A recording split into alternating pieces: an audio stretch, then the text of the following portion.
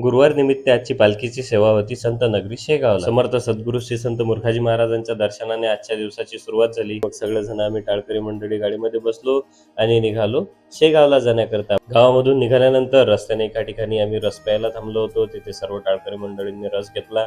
नंतर सर्व टाळकरी मंडळींचा एक व्हिडिओ काढला, सर्वांना व्हिडिओमध्ये घेतलं।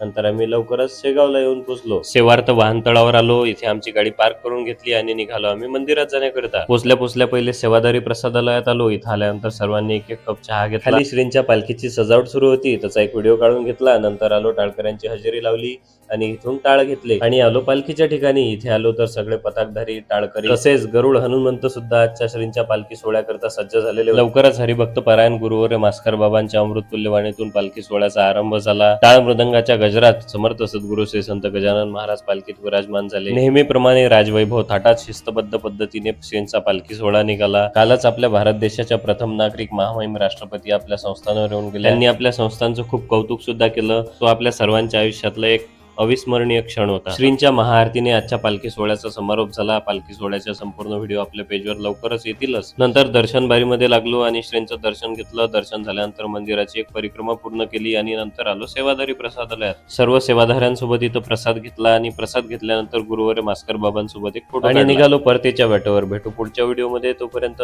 जय गजानन माऊली।